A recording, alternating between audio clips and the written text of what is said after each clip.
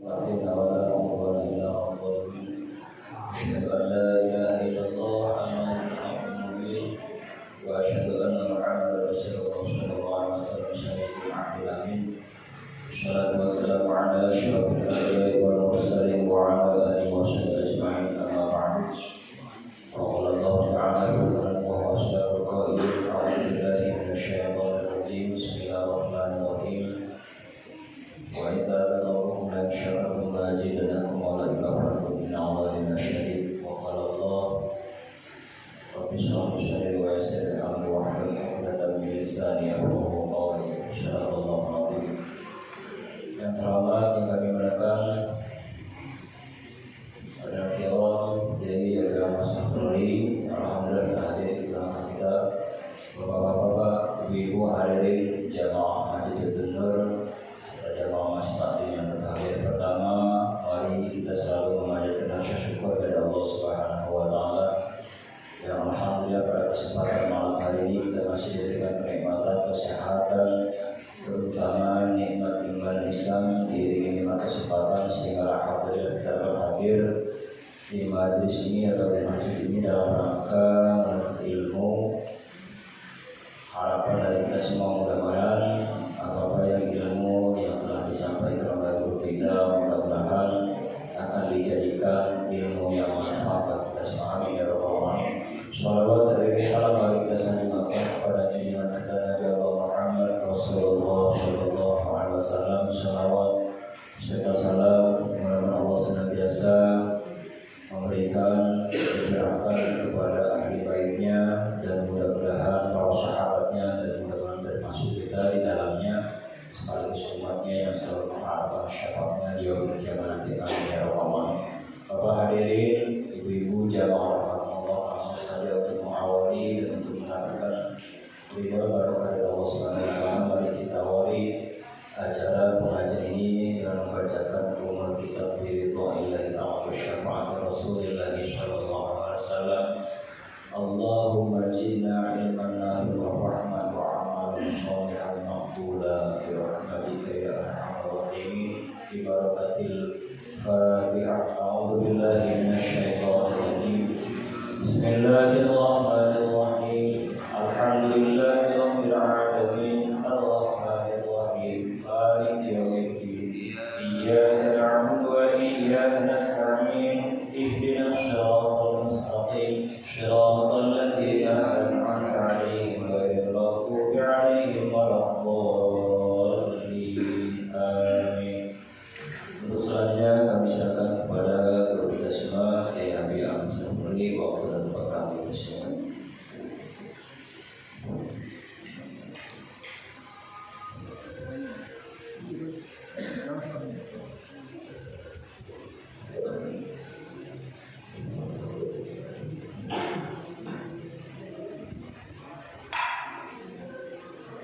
Assalamualaikum warahmatullahi wabarakatuh.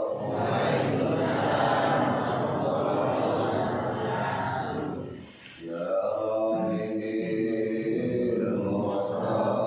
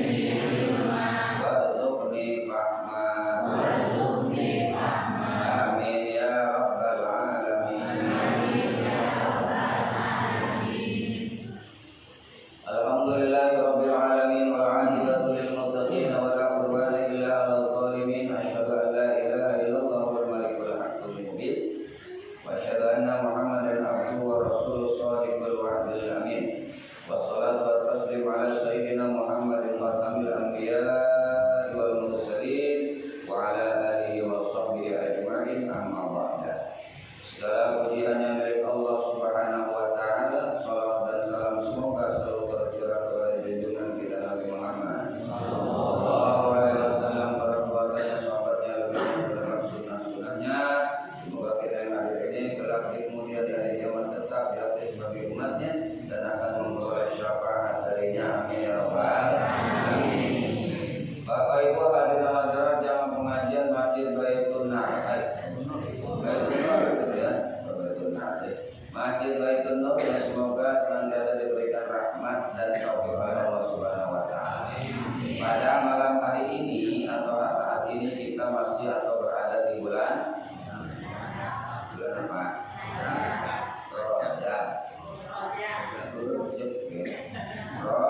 Rajab. Berarti sebentar lagi jam 9, sebentar lagi jam. Karena sekarang di bulan Rajab, tentu kita sudah tahu di mana-mana nggak ada yang mulidan, ya, adanya Rajab. Kalau bulan Rajab sangat identik dengan peristiwa Isra dan Mi'raj. Kalau Isra dan Mi'raj jelas tentang sholat. Maka pada malam hari ini kajian kita seputar sholat. Bapak-bapak sudah bisa sholat? Sudah bisa belum? Ibu-ibu sudah bisa sholat belum? Ditanya gimana yang baik.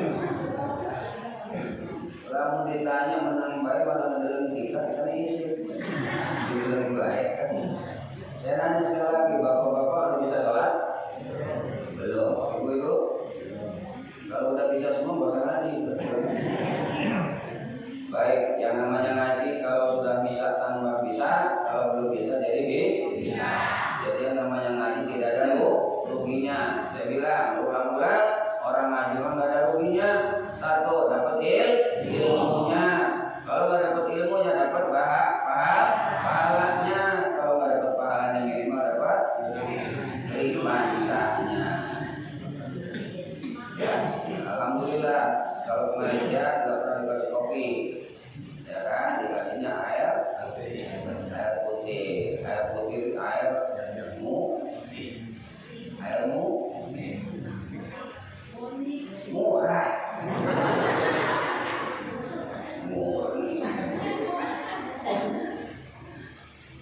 Baik, gak masalah ya. Jadi orang ngaji mah jalannya saja ibadah, duduknya ibadah, minumnya ibadah, makan kuenya, ngantuknya ngatur dewek, ngantuk ibadah. Hari ngantuk kira ngaji ibadah, sing turu lebih gede pahalanya. Baik, kita ulang pada malam hari ini kajian kita tentang sholat, ya. Mudah-mudahan diberi paham oleh Allah Subhanahu wa taala. Kalau sudah paham, kita amalin. Sebab celaka semua manusia, halakan nas ilal alim. Celaka semua manusia kecuali orang yang berilmu. Wa halakal alim ilal amil. Orang berilmu celaka kecuali yang mengamalkan ilmunya. Wa halakal amil, yang mengamalkan ilmunya celaka ilal mukhlis, kecuali orang yang ikhlas. Maka kita harus punya ilmu itu kita amalkan, mengamalkan ilmu harus ikhlas. Yang ada ikhlas? Nggak dikasih kue ikhlas? Ya sudah diberi kue. Paling sih ada orang pegangan. Baik ya, semoga diberi. Baik, kita akan ngaji tentang sholat. Yang akan saya bahas adalah babu arkanis sholat. Bab tentang rukun sholat. Ketika kita mengerjakan sholat, maka yang kita lakukan ada dua, ya. Satu, melakukan yang wajib. Yang apa? Yang wajib. Yang kedua, melakukan yang sunnah. Yang wajib ada dua. Wajib ketika sholat dan wajib sebelum sholat. Hal yang wajib kita lakukan sebelum sholat namanya apa? Saya ulangi. Kewajiban yang kita mesti lakukan sebelum mulai sholat namanya apa?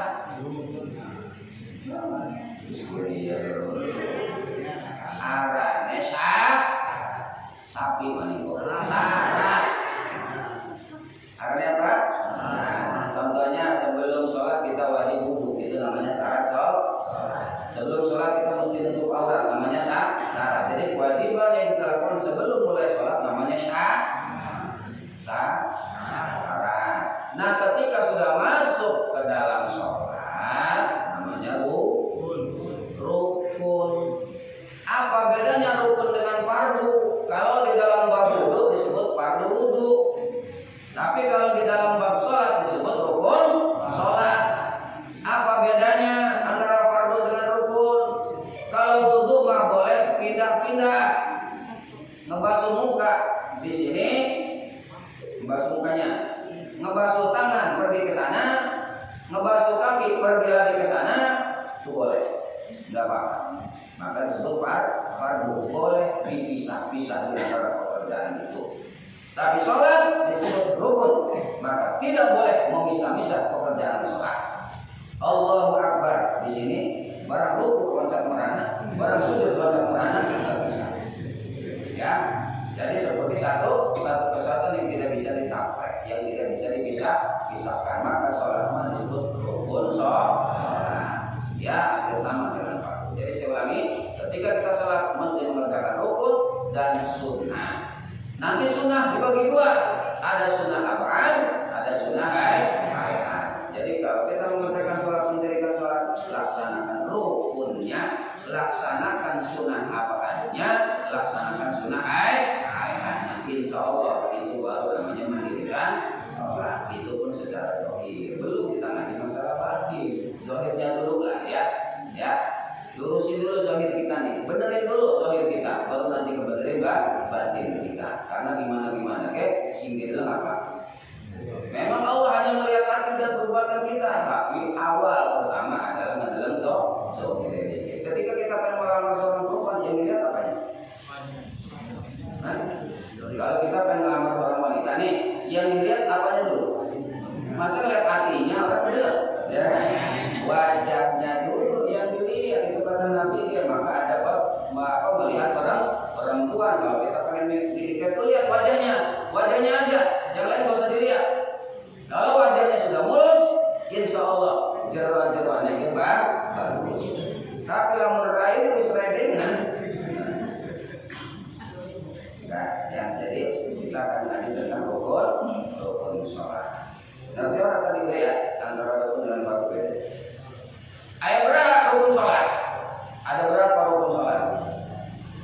Kalau kita membaca satu kitab menerangkan rukun sholat itu ada 18. Kalau kita ngaji satu kitab lagi ada yang menerangkan sholat 17. Kalau kita membaca kitab lagi ada yang menerangkan sholat 14. Kalau kita baca kitab yang saya lihat di sini, kita lihat berbagi. Ini 13. Yang satu bilang 13, yang satu bilang 14, yang satu bilang 18, yang satu bilang 17. Yang benar mana? Semuanya benar.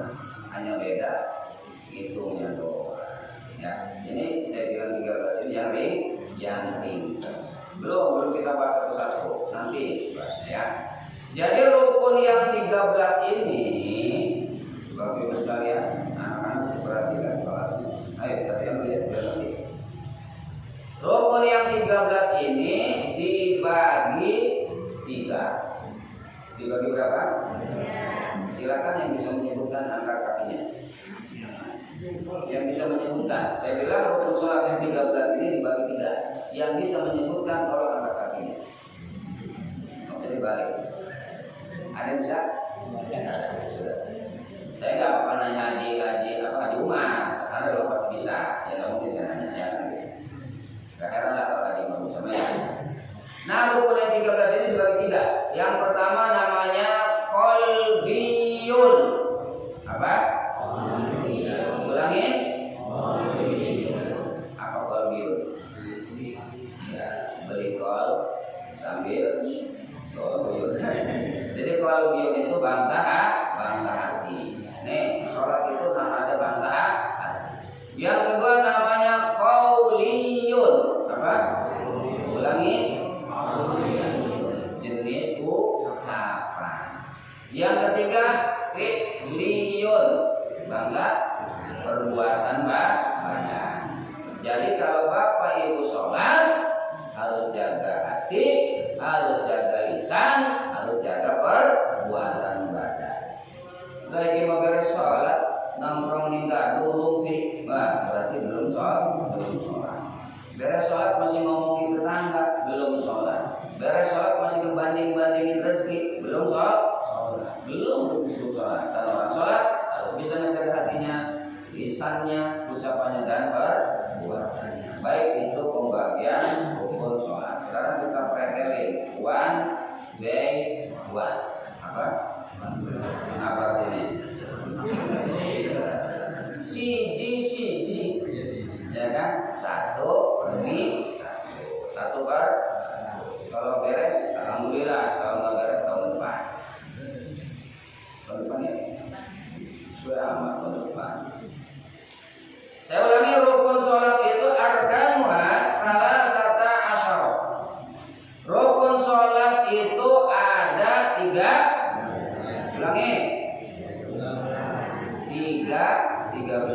Saya ngambil yang singkat saja, ya singkat saja. Mana yang 13? Al-awwalu an-niyat. Yang pertama adalah niat. Yang pertama apa? Ngerti niat? Ngerti niat? Nah, apa niat? Qasdu syai'in muqtarinan bidzikrihi. Yang dikatakan dengan niat adalah sengaja melakukan sesuatu beriringan dengan memulai melakukan sesuatu itu. Itu namanya niat. Kalau Bapak Ibu berangkat ke masjid dari rumah pengen sholat isya, begitu sampai sholat langsung Allahu Akbar, nggak pasang niat lagi, dia bilang saya sudah niat di rumah. Maaf kalau dibenerin, itu bukan niat. Apa? Itu mah ngazam. Apa namanya? Itu mah azam. Namanya rencana. Apa niat? Niat itu adalah makrunatan bijuz'in min takbiratil ihram. Niat itu harus dibarengi dengan sebagian daripada takbiratul ihram. Coba baca takbiratul ihram.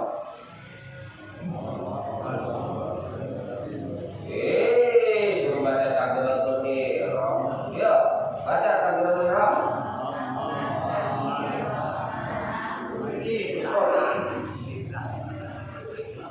Masih penting ini, Mak. Saya pernah ngajar pagi-pagi di satu pengajian di masjid, ngajinya ke sholat subuh. Rupanya masih ada ngantuk jemaahnya ya. Silakan jemaah baca takbiratul ihram rame-rame. Takbiratul ihram.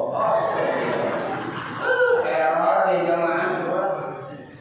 Bukan gitu maksudnya. Takbiratul ihram itu mengucapkan Allahu Akbar. Itu takbir, cuma disebut takbiratul ihram. Masih ingat? Kenapa disebut takbiratul ihram? Bapak-bapak silakan. Ada belakang baik. Ibu, masih ingat? Nah, jadi kita harus tahu makna ihram itu artinya mengharamkan. Apa ihram? Mengharamkan.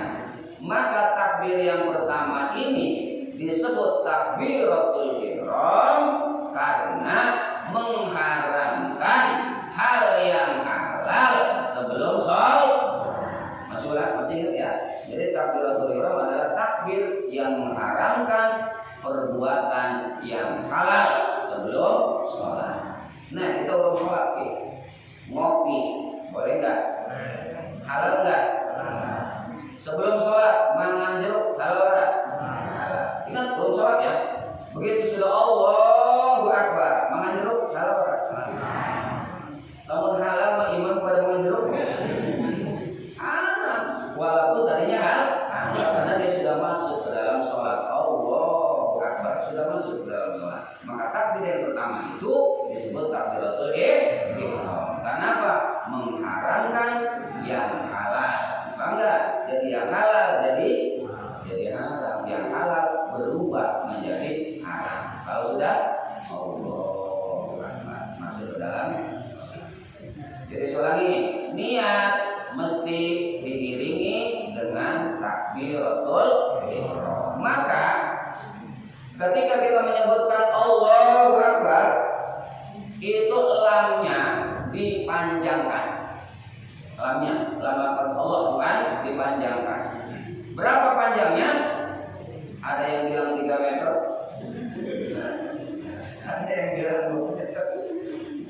Kalau kita bilang panjang, kalau ngaji ilmu tajwid namanya eman. Apa namanya? Maka wajar singkarannya eman, rata-rata panjang. Coba bilang singkarannya eman ujungnya si aman panjang. Jadi eman itu panjang. Berapa harkat panjangnya? 14 harkat. Berapa panjangnya? 14 harkat. Kalau kita ngaji tajwid, kok tanya terjadi rumah ya. 14 harkat itu berapa kali? Jadi kalau 1 alif namanya 2 harkat. Kalau 2 alif 4 harkat. 3 alif 6 harkat.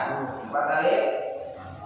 Nah, jadi kalau 14 harkat berarti 14 dibagi 2 berapa? 7 alif. Karena ketukan itu ya, ketukan itu kalau ngaji ilmu tajwid namanya harokat, 2 ketukan. Jadi 14 harkat begini. Kenapa harus 14 harkat? Karena ketika kita sholat, kalau itu sholatnya wajib, mesti ada 3 yang kumpul di dalam hati.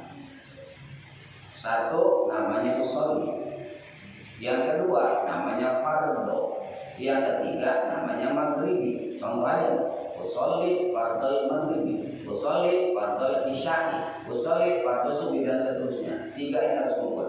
Usolli namanya qasdu, fardhu namanya ta'arrud, maghribi namanya ta'yin. Maka ketika sholat fardhu harus ada 3 syarat: qasdu, ta'arrud, ta'yin. Apa? Qasdu, nanti qasdu. Nanti qasdu. Qasdu itu sengaja. Qasdu ta'arrud menyebutkan fardhu, maghrib atau isya menentukan jenis sholat. Jadi ketika kita sholat makanya dipanjangin supaya ini yang 3 ini kumpul. Allahu Akbar. Di sini baik. Biasanya ini. Biasanya ini. Saya bilang Allahu Akbar. Bar itu di sini selesainya. Biasanya zaman di mana? Biasanya di sini. Kayak gitu biasanya. Ya udah, sekarang kita lumpuhi, ya kan? Di dalam kitab Ghoyatul Munah. Nanti kita Ghoyatul Munah. Mau bakal ngerti ya, mau bakal. Di situ diterangkan itu salah seorang ulama Yaman ya. Namanya Syekh Adom. Di situ diterangkan yang namanya bar itu afdolnya adalah ketika sampai ujung jempol ke ujung kuping. Loh, Allahu Akbar. Bar di sini, bangga. Boleh juga Allahu Akbar rata-rata. Mungkin nih. Hah? Tidak ada aja. Bukan tangan kan. Mungkin ada lagi atau belum? Nah, ya sudah. Mulai sekarang kita hubungi. Ya. Bar itu indah goyatul. Dalam Ghoyatul Munah seperti itu. Dalam kitab Al-Minhaj juga seperti itu. Ini ranking bar pertama. Jadi Allahu Akbar. Itu ya. Jadi bar di sini. Coba kita jajal. Coba. Ayo angkat tangannya. Menang dikit, menang.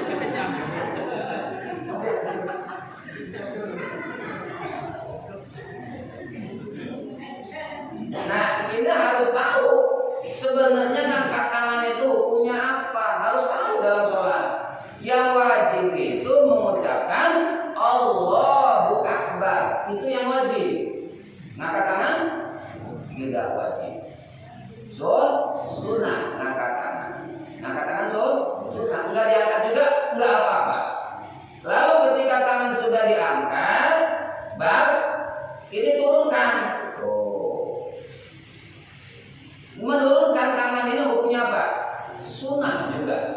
Jadi kalau nggak diturunkan, saya ulangi, menurunkan tangan ini hukumnya sunnah. Jadi kalau nggak diturunkan, nggak apa-apa. Mulai besok coba di rumah. Ya. Allahu Akbar. Bismillahirrahmanirrahim. Kira jamaah ini bukan bercanda, walaupun itu baru ketawa, tapi memang hukum seperti itu. Ngangkat hukumnya sunnah, nurunkan tangan hukumnya sunnah. Nah, maka kadang-kadang kalau kita lihat di TV ada kalau jamaah al-mukarram orang sholat, kadang-kadang nggak diangkat tangannya, nggak apa-apa, itu nggak masalah, ya, karena ngangkat tangan hukumnya sunnah. Berapa tangannya diangkat? Yang diangkat berapa?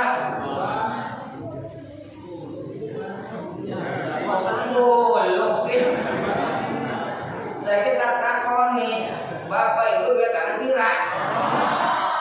Lelor dia kan. Dua yang diangkat. Kalau punya dua tangan. Kalau punya satu, dia satu. Oh. Yo, satunya nggak ada, apa dia? Kalau nggak punya tangan, biar angkat sikil kan. Ya kalau nggak punya tangan yang mau saya diangkat. Jadi saya ulangi, cuma begini. Kenapa kita ini yang punya dua tangan disunahkan angkat dua tangan supaya membedakan antara hormat kepada RT dengan hormat kepada Allah.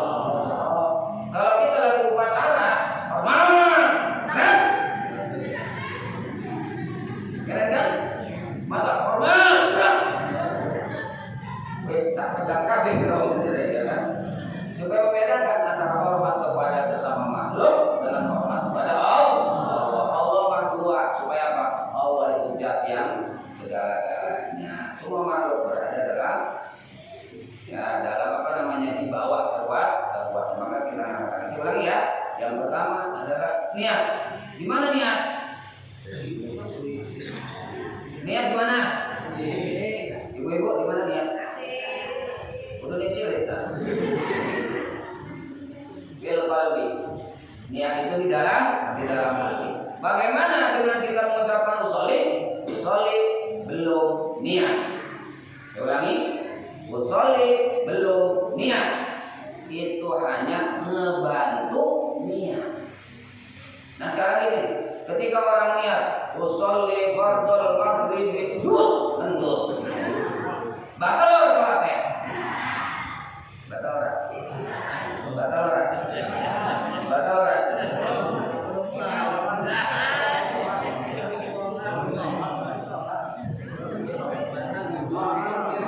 Usolli mah belum masuk ke dalam sholat. Maka kalau usolli fardhul maghrib tentu sholat orang batal. Ini orang batal. Orang sholat, cuma tidak boleh melanjutkan sholat. Kenapa? Wudu necek batal. Nah, ketika ngentut, lalu kita wudu, sing dibasuh apa nih?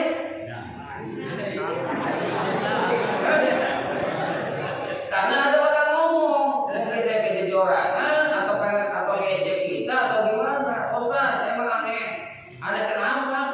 Kok yang kentut pantatnya yang dibasuh wajahnya? Ya udah sekarang begini, ketika kita kentut, ya kan batal wudu, lalu kita basuh pantat kita, arahnya apa pun? Pun macam cewek belum. Yang dibasuh wajahnya itulah yang namanya wudu, paham ya? Jadi ketika usolli itu belum masuk ke dalam sholat, ya maka begitu usolli pada maghrib, maaf untuk tadi sholatnya tidak batal. Kenapa tidak batal? Ya belum masuk ke dalam sholat, cuma tidak boleh dilanjutkan karena kita rusak wudunya. Kalau kita mesti wudu kembali, jangan kayak kabayan. Teman ini maka kabayan jelas lagi sholat, ya kan? Rakaat yang kedua untuk kan gitu. Tapi dilanjut baik. Pada beres sholat kita akan melakukan gitu.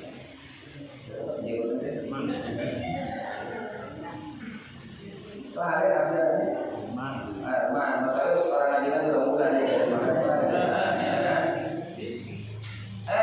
Kawayan, kamu kenapa lagi sholat kentut kok sholatnya terus saja? Kamu itu membatalkan sholat.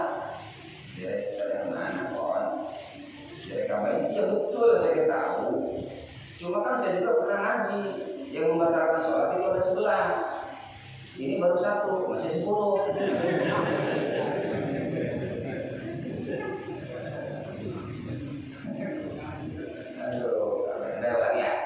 Ingat nih, yang pertama adalah niat. Kita lagi niat itu beriringan dengan takbiratul ihram. Perhatikan ketika kita masuk sholatnya. Pertama, Bapak Ibu, sebelum kita pengen sholat, duduklah dengan sempurna. Laksanakan sesempurna mungkin. Beres sudah sempurna wudhu, kita sholat sunah wudhu. Bukan membawa rasul ya.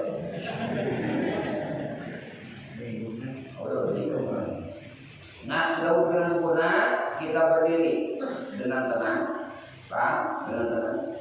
Lalu posisi kaki, ini posisi kaki nih, laki-laki agak dilebarin, kakinya, berdirinya dilebarin berapa? Kira-kira melingkar, kira-kira yang penting agak dilonggarkan. Kalau 2 meter nggak usah. Kira-kira aja lah sejengkal, berdiri tegak, kaki sejengkal. Ini kalau laki ya, kalau ibu jangan agak dirapi. Nah ibu mah, sebab rata-rata ibu mah pekerjaannya pasti rapat semuanya. Ada arti menggar-menggarakan, bukan tambah menggar. Selama bapak-bapak aja terlalu disukitakan, bukan tambah. Ya memang ini hukum, bukan mainan hukum, bukan bilang agar dilonggarkan. Cuma longgarnya kontrol sibling, sekedar saja sejengkal, jangan semeter. Wih, bater bagian baris bunga. Sekarang kan gini, ya maaf ya, saya tidak ngomongin zaman sekarang ya. Dalam hadis sudah jelas kok. Rapatkan barisan, sawu suku kamu. Kenapa dirapatkan barisan? Sebab kalau barisannya tidak rapat, setan menjadi setan pun bolak-balik, Pak ya. Kalau barangnya tidak rapat. Sekarang mah setannya tambah banyak. Karena apa? Sholatnya bodoh. Pimpin orang kayak setannya. Sekarang oke lah, barisan kita rapatkan. Tapi kakinya agak dilebarkan. Tetap aja setannya lonong dari bawah. Karena kegedean. Sedang saja. Kira-kira setan yang mirip kambing itu tidak bisa masuk. Nah, jadi sudah kita berdiri tegak, siap sholat. Ingat, setiap ibadah ada yang mengganggu. Yang mengganggu ibadah namanya syaitan. Namanya syaitan. Kalau wudhu, setan yang menggoda namanya setan. Kan sudah pernah saya ajarkan. Sudah pernah belum? 9 jenis nama setan. Sudah pernah saya sampaikan kan? Usulnya, sambut jadi ini kayaknya usul. Ngomong itu. Oh, ini kayaknya berarti kanan ya. Saya ulangi. Ini nggak usah saya sebutin banyak-banyak karena kita lagi membahas takbiratul ihram. Berarti kaitan dengan sholat saja, dengan wudhu. Kalau wudhu itu yang sering menggadak kita, mengganggu agar wudhunya sembarangan, agar wudhunya tidak sempurna, agar wudhunya acak-acakan, arahnya setan. Ya Pak. Dasi masih kalau nyerot-nyerot umat dasi. Setan walhan. Setan apa? Walhan. Itu yang sering mengganggu wudhu supaya orang wudhu acak-acakan, wudhunya sembarangan. Makanya banyak kelihatan yang wudhu mati. Ketika masuk kaki, nggak dibasuh kakinya. Sikirnya sih disepak, apa bajunya sih disepak-sepak kalau sikir. Karena diganggu oleh makan. Nah, kalau sholat yang goda ikut setan kon. Terus akan get kon. Ini tinggal terusakan doang. Saya ulangi, kalau lagi sholat yang goda ganggu sholat itu setan kon. Nah, sekarang coba-cobakan. Coba bapak buka dulu. Setan kon. Honda. Itu mobil motor Honda mana? Ya kan? Loh, ini Bu, setan Honda. Nah, berarti belum ada yang benar-benar ya. Adanya setan Khanzab. Setan apa? Khanzab. Makanya a'udzu billahi min syaitonir waswas khanzab. Adanya Khanzab. Apa? Ulangi. Pengen kenalan? Itu si Khanzab. Nah, kita berlindung dulu. Kata Imam Al-Ghazali, kalau Anda pengen sholat, baca dulu surat An-Nas. Belum bismillah, belum binas ya, baca. Kemudian kita baca Rabbi a'udzubika min hamazatis syayatin wa a'udzubika Rabbi ayyadurun. Ulangi.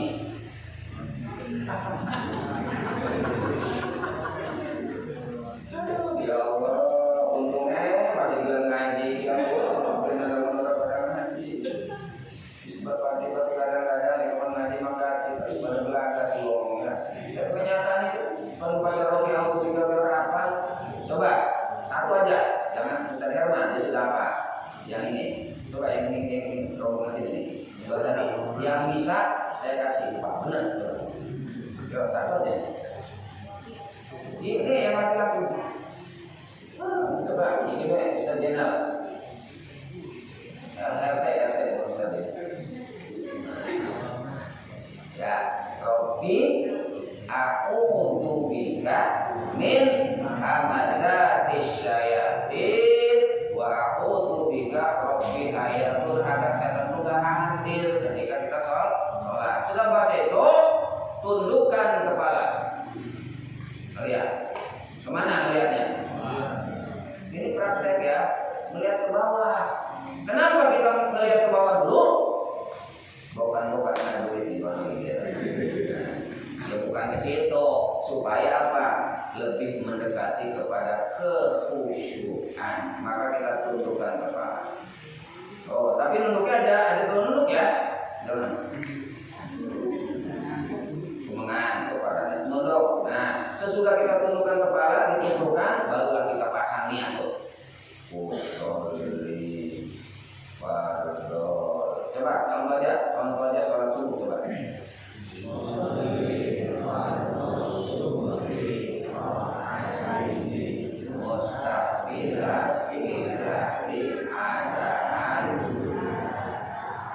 Kalau jadi imam adaan imaman, ya. Kalau jadi imam adaan imaman lillahi ta'ala. Kalau jadi makmum adaan makmuman lillahi ta'ala. Kalau nggak jadi imam, nggak jadi makmum, adaan saja lillahi ta'ala. Ngerti? Jadi usolli kalau sholat sendiri, usolli fardhu maghribi umpama salah rakaat di mustaqbil qiblati adaan saja lillahi ta'ala. Maksudnya jangan dipakai imaman, jangan dipakai makmuman, jangan dipakai. Tapi ada nih orang yang dipakai dua-duanya. Dua-duanya dipakai karena dia belajarnya pakai buku, nggak ada guru. Imaman garis miring makmuman. Usolli fardhu maghrib salah rakaat mustaqbil qiblati ada imaman garis miring makmuman. Makanya ngaji itu harus ada mursyid, ada syekh, ada ustaz. Ini kadang-kadang kita gumedek. Yuk ngaji ke ustaz, ora kita gesek. Ini saya Google. Itu nggak bisa dipertanggungjawabkan. Walaupun kita bisa lihat di YouTube, kalau nggak ada gurunya nggak bisa dipertanggungjawabkan. Kenapa? Kita nggak bisa nanya di mana salah saya, di mana keliru saya, di mana kekurangan saya, udah benar apa belum saya. Bisa nggak nanya ke YouTube? Nggak bisa. Jadi guru anak gurunya dengan makanya yang jadi guru ini harus ada ijazah. Dia badan pakai sudah sah, dah benar. Karena sudah disahkan oleh guru. Diulangi ya. Jadi kita pasang usolli fardhu maghribnya, beres itu baru kembali lillahi ta'ala, baru kita ucap Allah. Ngerti enggak?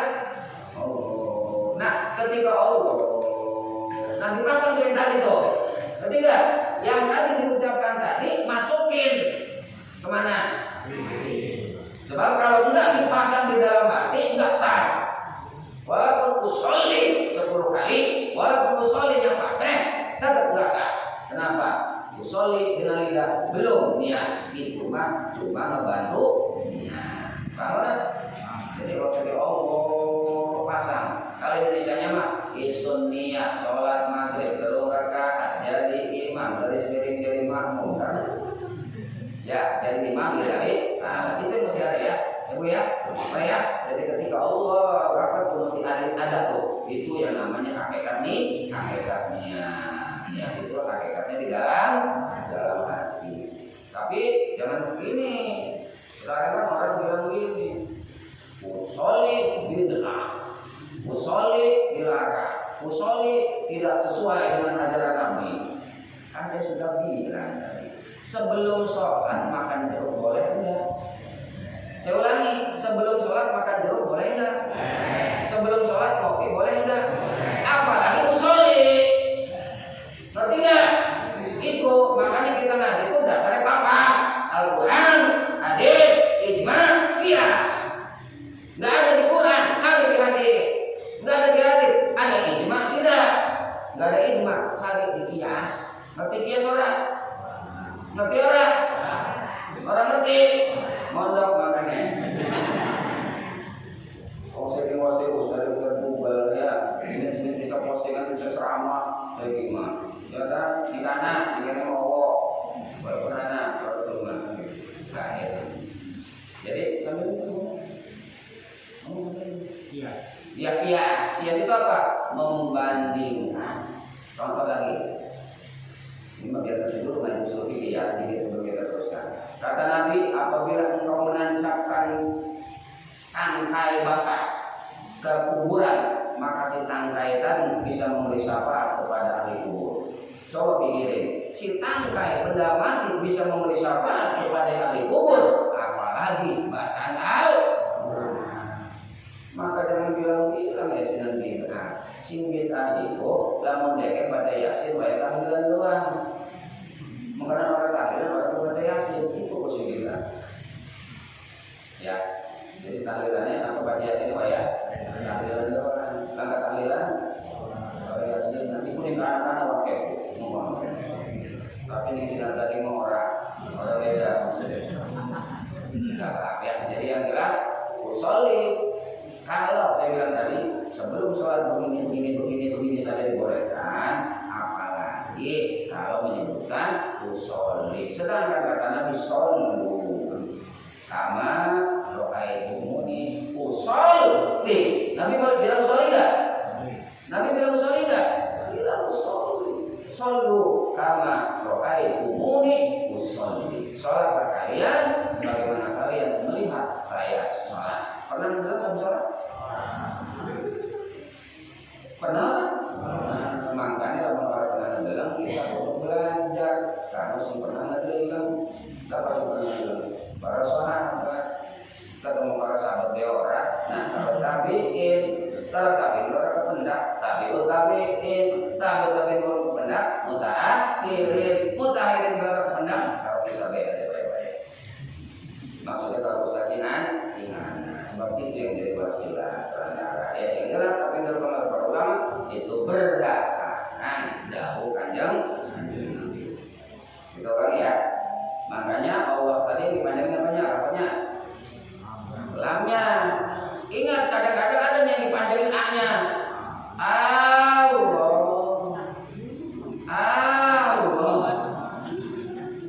Itu enggak sah takbirnya. Jadi langsung nyambung nih L. Ya, Allahu Akbar. Ditebelin bloknya sebab takdim, jangan ditipisin. Allah. Nah itu arahnya tipis, enggak benar tuh ya. Jadi mesti tebel. Allah. Panjangnya berapa tadi? Nah, 14. Jangan kelebihan, jangan kependekan. Kelebihan kayak mana? Allah.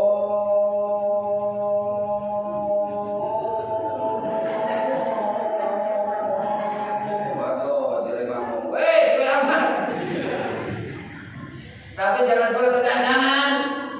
Oh, masya Allah, pintar amat kira sholat. Banyak tuh. Ada lah, bukan banyak ya. Kalau mati-mati, oh, gak benar ini bocah. Salah kan ini masalahnya. Kita pakai buat, kita masang niat ya. Burung sih lihat-lihat, pengen masang niatnya ada susahnya luar biasa. Mesti mau corona, mesti beriring nanti kita salahkan itu. Ada di negara.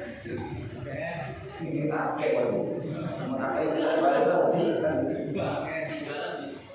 Ya maaf, itu karena maaf atau mungkin kurang pemahaman tentang maknanya ya. Karena yang tadi mesti di dalam hati beriringan dengan Allah ya. Kadang-kadang mungkin dia bilang gini, kenapa kamu cepat? Biar saya busuk, gak ingat apa-apa.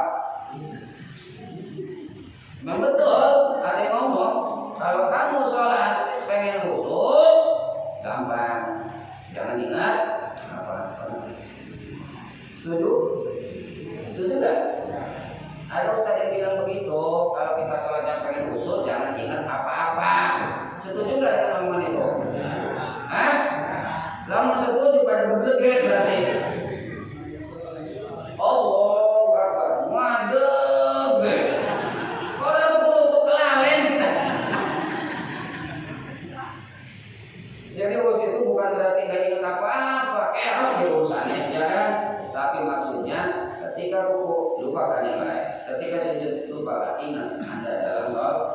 Nah, yang pertama adalah niat berbarengan dengan takbiratul ihram. Coba lagi, apa yang dinamakan takbiratul ihram? Takbir yang mengharamkan perbuatan yang halal sebelum sholat. Paham? Paham? Namun orang bapak ulangi sampai 10 kali lagi. Paham enggak? Yang pertama, anu kedua. Yang kedua wasani. Bahasa Arab yang kedua itu atani. Yang kedua, maka kalau ada anak namanya sani, biasanya anak berapa? Anak kedua, sani. Lamun lanang, lamun wadon sania. Tuh, lamun mobil sania.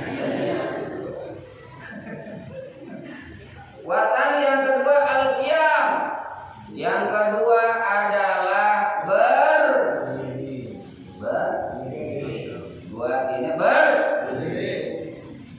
menjawab semua jadi ketika kita pengen sholat kita mesti berdiri. Kapan? Fil fardi, kalau dalam sholat fardu. Mana sholat fardu? Zuhur, asar, maghrib, isya, subuh, jumat, itu yang fardu. Enggak, itu mesti berdiri melakukannya. Kalau sholat sunnah, qobliyah, ba'diyah, sholat duha, sholat witir, sholat tarawih, boleh sembari duduk. Boleh sembari duduk, walaupun tidak bisa berdiri. Cuma pahalanya separuh, pengen orang. Ya, jadi kalau sholat fardu mesti berdiri jika mampu. Kalau mampu, ya tuh gimana ya? Saya pengen sholat tapi nggak bisa berdiri. Apa pray dulu kan sholatnya? Jangan. Sholat tidak gugur hukumnya, tidak gugur kewajibannya, madama akluna samitan. Selagi akal kita sehat. Pengen gugur sholatnya? Pengen? Gampang. Jadi gila dulu. Beres kebutuhannya. Bebas orang gila mah. Makanya orang gila mah nggak bakal ditanya. Bebas gitu. Sholat nggak wajib, puasa nggak wajib, haji nggak wajib, ngaji nggak wajib. Enak orang gila mah. Semuanya nggak wajib. Pengen enak orang. Orang gila. Tapi aneh. Dikasih akal yang sehat, badan yang sehat, kenapa tidak kita gunakan untuk mengabdi kepada Allah? Aneh, ya kan? Dijadikan orang gila, orang gila, ya kan? Nah, jadi berdiri nih, kalau bisa berdiri. Kalau nggak bisa berdiri, duduk. Bagaimana cara duduknya? Coba Herman praktekin cara duduknya orang yang sholat nggak bisa berdiri. Duduk. Cara duduknya, biar pada tahu duduknya kayak mana. Misalkan ada orang tenggelam, kayak sininya, biar yang lainnya lihat cara duduknya kayak mana yo. Dengan si kira orang, orang berdoa angkat. Jadi duduknya pengganti ya, duduk pengganti berdiri itu seperti duduk iftirosh. Nanti duduk iftirosh. Orang ngerti juga. Duduk tahiyat awal.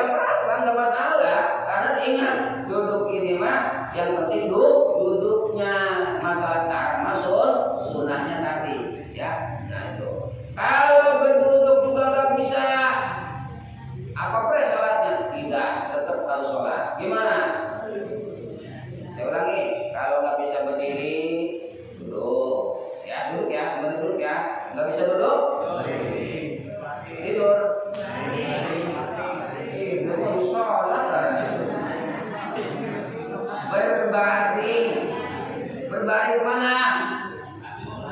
Oh, suruh di kasur. Berbaring miring. Miring. Tidurnya berbaringnya miring. Miringnya kemana? Ke kiblat. Miring itu gini nih, kepalanya ke sana tuh. Mana sana? Masa barat beranda?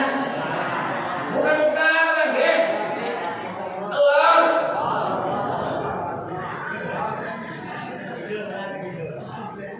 Jadi indah sini telur. Telur itu utara. Gitu. Coba perhatikan lagi mana miringnya. Biar dia tahu cara tidur. Coba. Ya miring, ya terus. Ada sedang nyamuk. Sedang biasa sedang. Sudah. Woi, ini. Nanti itu sedang. Cuma palanya ini kalau nggak dikasih ganjel nengklek dasar. Makanya kepalanya dikasih ganjel apa? Jangan bantal, kuring. Nah, dulu jangan ini ya. Ini miring seperti ini ya. Kakinya lurus seperti itu. Coba diangkat. Enggak. Kalau umpama miring kanan masih sakit, mungkin ada bisulnya. Miring kiri, pindah. Kanan, pindah. Ke sana. Nah, itu mungkin sakit kan? Oh, gimana nih sayanya bakarnya sakit? Miring kiri, enggak? Seperti itu miring kiri. Paham ya? Oke, miring kiri. Palanya kemana nih? Palanya?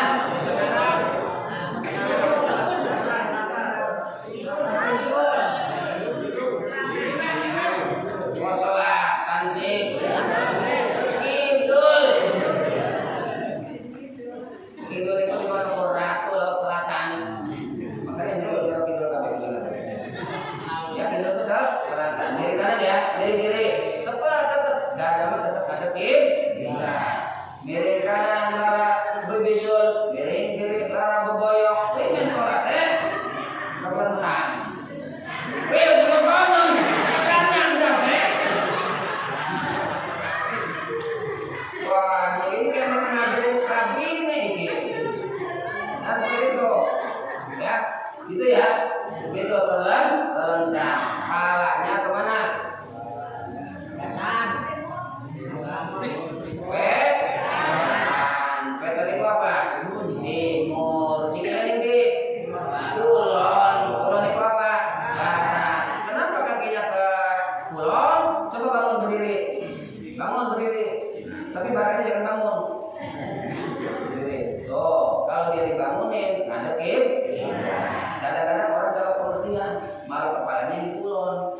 Ya, kadang-kadang pikirannya mungkin dia, oh berarti kepala saya ini ke sana ke kiblat. Kalau kayak gitu nantinya kalau dibangunin membelakangi kiblat, gitu yang benar. Ya, kamu kan? Begitu wes. Ya, maaf ini jangan kita aduh ternyata ya barang dipraktekin mungkin ada yang belum ngerti kan, gitu. Padahal ini pelajaran SD sebenarnya. Sebenarnya pelajaran SD. Sekolah apa?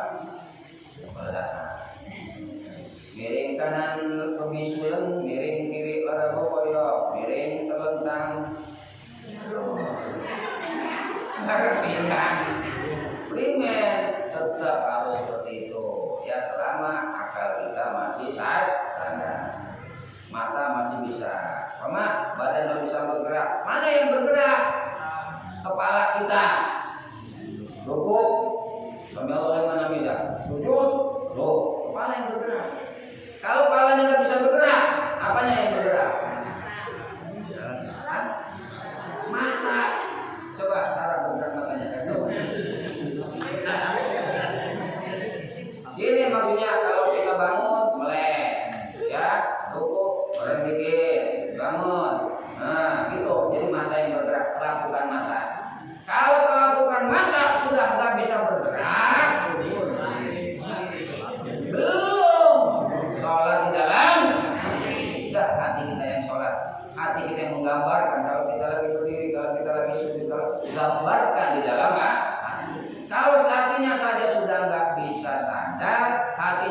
bisa ngegambarkan iku mah wis waya. Waya apa? Nah, dia wis waya disolati. Maka sholatlah sebelum kita disolatkan. Berjamaah kita biasakan. Kiai biasa berjamaah ke masjid. Santri biasa berjamaah ke masjid. Para ustaz semuanya biasa berjamaah ke masjid. Bahkan yang mati pun dibawa ke kuburan sama. Masa mati oleh masjid, ini kuburan dibawa ke sana.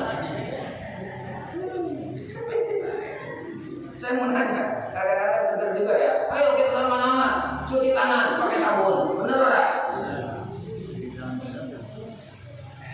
Bener tak? Kamu bilang bener gebleng. Coba ambil sabun colek, cukup, kumbah tangan kau sabun colek, terus lepek melihat. Sing bener itu cuci tangan pakai apa? Bener tak? Makanya RT selalu yo para warga mari kita cuci tangan pakai sabun. Jawab pada jamaah. RT pakai sabun berekotan. Si benar pakai jujur benar. Ya kan? Jadi selama ini kita salah ngomong ya. Jamaah bu, kayak saya di ceramah saya ngaji ya. Tetap saya mau orang jauh, ya orang jauh saya mau. Ya, dipanggil juga kalau ada perlunya aja. Tapi tetap yang ada di sini, ustaz di sini, itulah makanan pokok kita. Bangga, maka kita harus lebih menghargai kepada ustaz yang ada di tempat kita. Ngerti tak? Yasinan, sing terus apa? Anak di rumah panas dingin, sini celok, ustaz yang dekat, rabi minggat, sini celok. Kita bina ustaz, dan kita minggat, di ustaz itu sedekahkan baik. Jadi ibarat ini mah ustaz jauh mah itu seperti singkong, enggak? Seperti singkong. Singkong itu bukan makanan pokok ya. Makanan pokok kita apa? Nasi itu makanan pokok kita. Itulah ustaz yang ada di tempat Haji Umar, Ustaz Herman, Ustaz Jenal, Ustaz apa sih melamun kok? Ustaz Sirajuddin. Itu makanan pokok dari komisi warga ini. Bila karena mereka itu ada dalam nasi. Kalau saya mah singkong, ada singkong di sini? Ada? Ada nggak di singkong? Kalau bilang ada, edan. Mana singkongnya? Tidak ada. Jadi lanjut ya. Jadi sampai ini mau. So, jadi itulah pentingnya sholat. Tidak bisa berdiri. Mana dalilnya? La yukallifullahu nafsan illa wus'aha. Allah tidak membebani seseorang kecuali menurut kemampuannya. Jadi jangan bilang ini, wah bukan. Cimit kita sholat teh, enak amat cimit. Ya, ada baranda, ada beboyok, apapun tetap wajib sholat. Semam. Ya. Ulangi ya. Yang pertama niat, yang kedua berdiri bagian mampu dan seterusnya dan seterusnya. Yang ketiga, ini kan 13 tadi ya. Ini baru 2 kan? Sampai jam 12 sore ya. Enggak lah, besok-besok lagi kan. Yang ketiga wasalis. Salis itu yang ketiga apa? Takbiratul ihram, tadi sudah dibicarakan. Yang keempat qiraatul Fatihah. Ini urutannya yang wajib. Jadi ketika kita niat sudah Allahu Akbar, sedang oke. Bapak Ibu, tolong sedang oke, mungkin nanti. Allah. Ini angkat tangan. Laki-laki dan perempuan sarua kene. Nanti sarua kene apa? Bukan sama baik. Dego gawo. Ya sama aja. Maksud sama aja gimana? Perempuan juga angkat tangannya sama Allah. Sampai gini ya. Sampai kuping tetap. Jadi gimana yang ngomong? Kalau perempuan mah sampai susunya aja. Allah Akbar. Hampir teringat. Cuma bedanya kalau laki mah dibuka tuh, bangga keteknya nih. Kalau perempuan rapet. Kamu dah. Ya, sampai ini terus turun nih. Sedekahnya sama, laki dan perempuan di mana? Di atas pusat, di bawah dada, miring ke kiri, miring ke kiri, lagi, ya, miringnya ke kiri. Kenapa miring ke kiri? Sebab hati kita ada di kiri, kita jagain hati kita. Tapi miring aja ke kiri kan.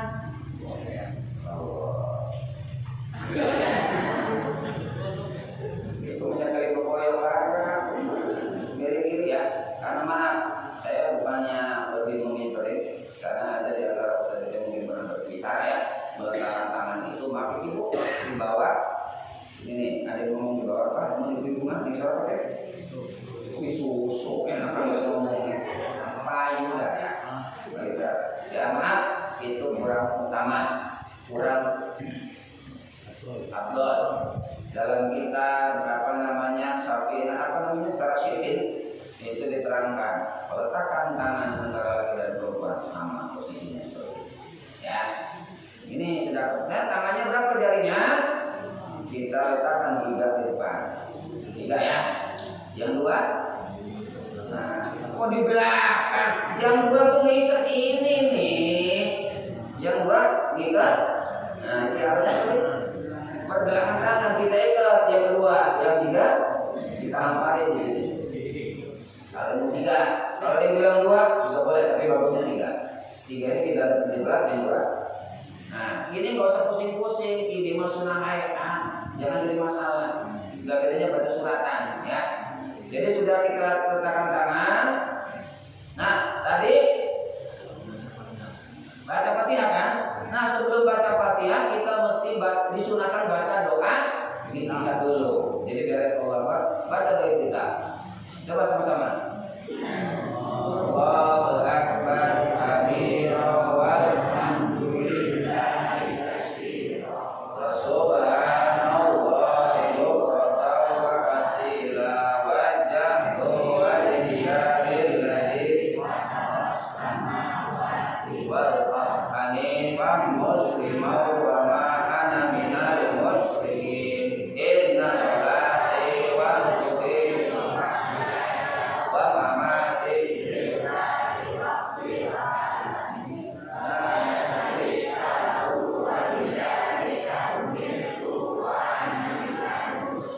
ada kadang-kadang kalimat yang tolong kadang-kadang kalau ucap tapi jangan ulangi lagi ya. Hanya bilang gini, inna sholati wa nusuki wa mahyaya wa mamati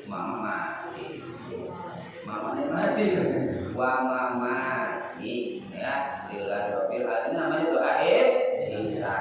Itu salah satu bacaannya. Ada yang baca Allahumma barik baini wa baina khotoya amma pada termasuk pamrih boleh, subhanallah la ilaha illa boleh, enggak dibaca enggak apa-apa, enggak masalah. Jadi Rasul. Nah, beres baca doa kita, lalu kita baca a'udzubillahi minasy syaithanir rajim. Tapi pelan-pelan saja kalau dalam sholat. Baru itu baca Fatihah. Baca Fatihah diawali bismillah. Kalau sholatnya sholat jahri, nanti sholat jahri. Sholat jahri. Terasa apa nih sholat? Suaranya nyaring, kedengar. Yaitu maghrib, isya, subuh, Jumat. Nah itu Bismillahirrahmanirrahim. Kalau kita kuatin, ya semuanya ya dari Bismillah kita kuatin kalau jadi imam. Nah beres baca sholat Fatihah nih, yang wajib membaca Fatihah. Tidak ada sholat yang wajib membaca Al-Quran di dalamnya kecuali surat Al-Fatihah. Itu yang wajib dibaca. Surat-surat lain tidak masalah, dari baca juga. Contohnya imam kalau lagi sholat maghrib,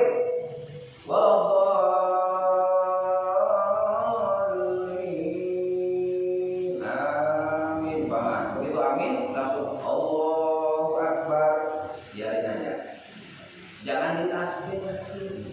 Imamnya lah bukan ya, subhanallah, subhanallah, subhanallah. Ada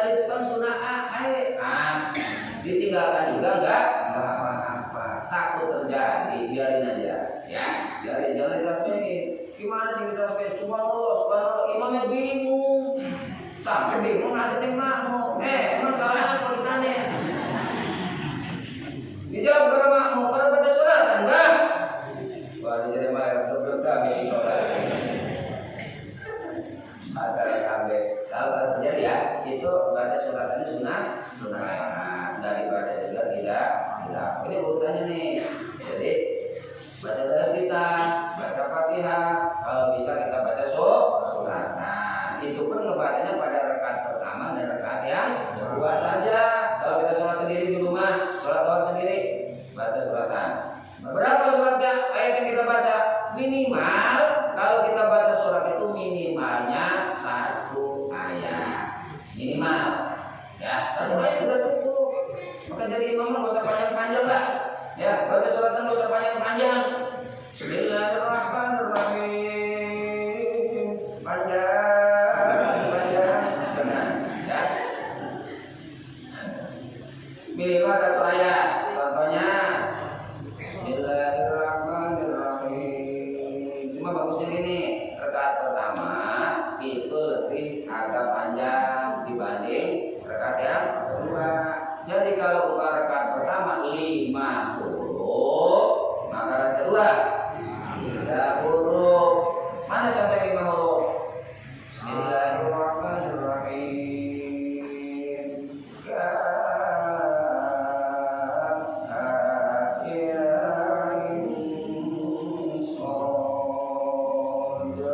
Allahu Akbar. Udah 5 huruf. Nah, ini tekan kedua, 3 huruf. Bismillahirrahmanirrahim. Alif lam mim. Berapa huruf? Kedua sih. Alif lam mim. 3. Sudah cukup. Yang pertama 5 huruf, yang kedua 3 huruf. Sudah memadai ya. Terus bagusnya kalau baca suratan yang lutut, yang tertib. Kalau rakaat yang pertama baca surat Al-Ikhlas, rakaat kedua surat Al-Falaq. Jangan dibalik. Bikin rakaat pertama Bismillahirrahmanirrahim surat An-Nas, rakaat kedua malah Al-Falaq. Dikunyung. Nah.